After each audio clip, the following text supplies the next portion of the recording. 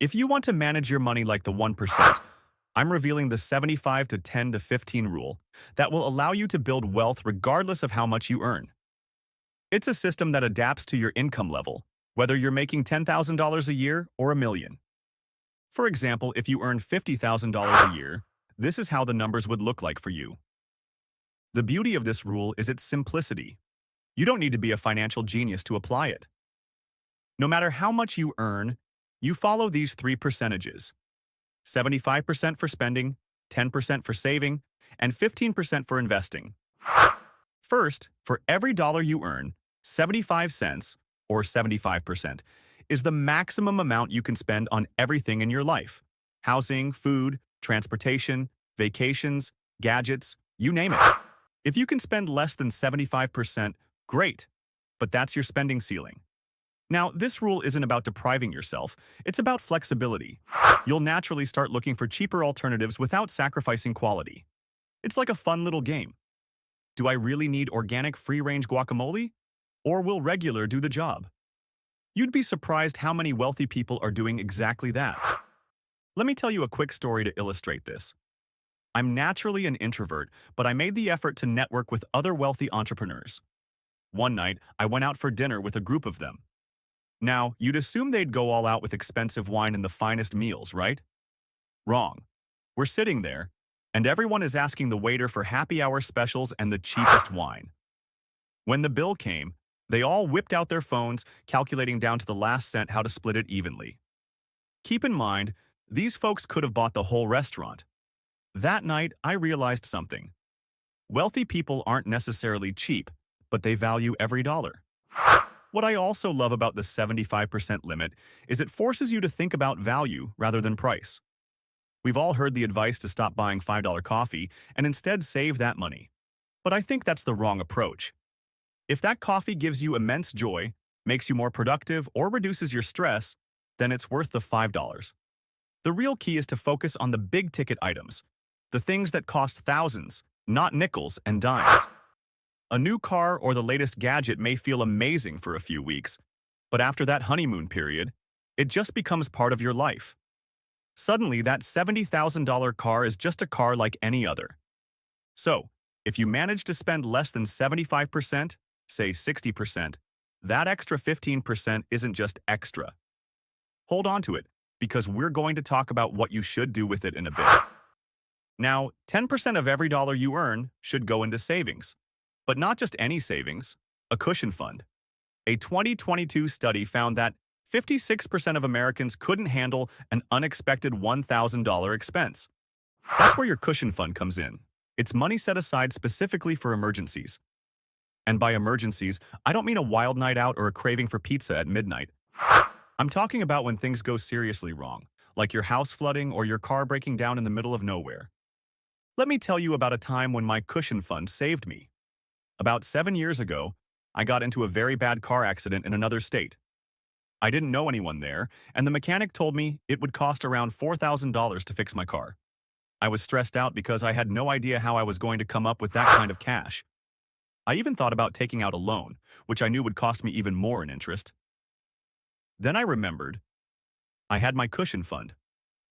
That fund took all the stress out of the situation and allowed me to focus on the important stuff. If you don't have a cushion fund yet, building one is simple. Open a spreadsheet, list all your essential monthly expenses like rent, utilities, and food. Multiply that total by 5. For example, if your monthly expenses are $3,000, your cushion fund should be at least $15,000. That's your safety net. Once you have that amount saved, you don't need to keep saving aggressively. And here's a tip. Don't keep your cushion fund in a regular savings account.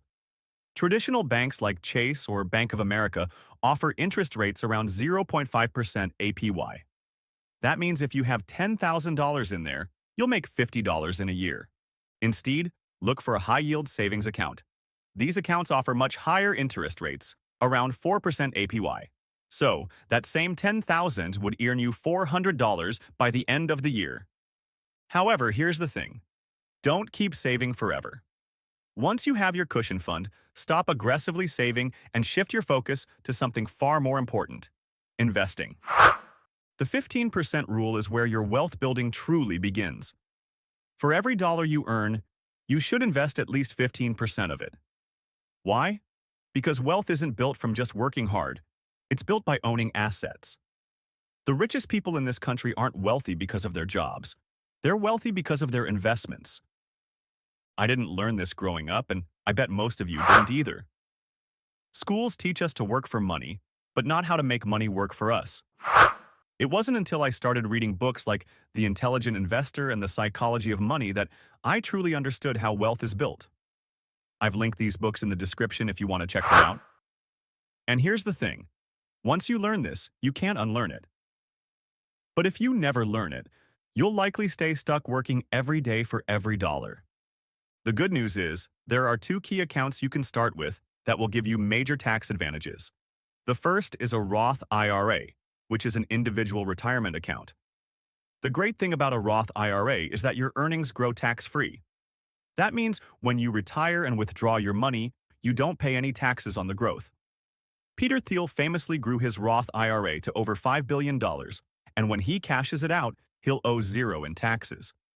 The only catch is you can only contribute money that's already been taxed after you receive your paycheck.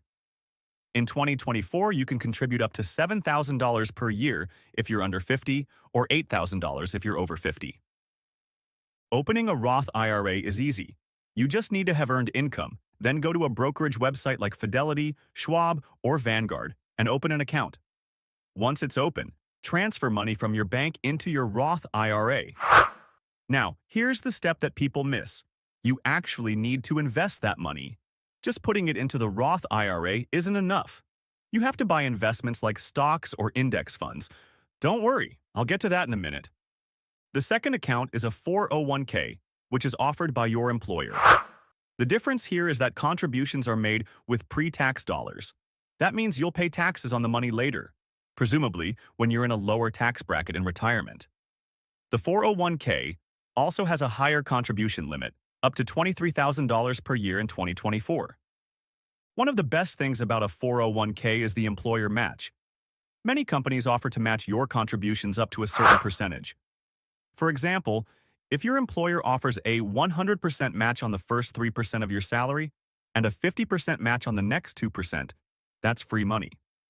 If you're making $65,000 a year, contributing 5% means you're putting in $3,250, and your employer adds $2,600 for free. That's nearly $6,000 a year going toward your retirement. Now, let's talk about where to invest. One reason wealthy people invest in assets is the magic of compounding.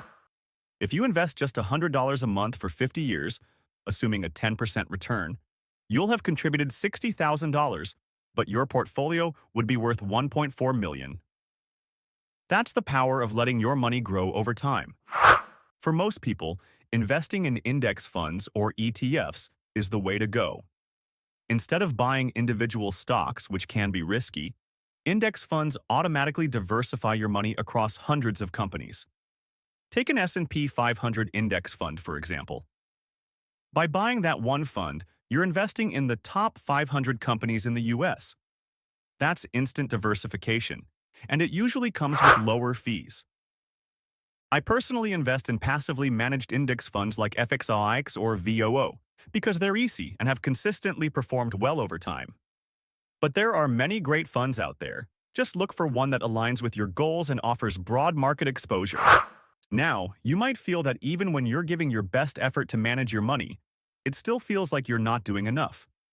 This might be because you're missing out a key 8-step guide to mastering your paycheck routine. Click here to learn the steps you must start implementing today.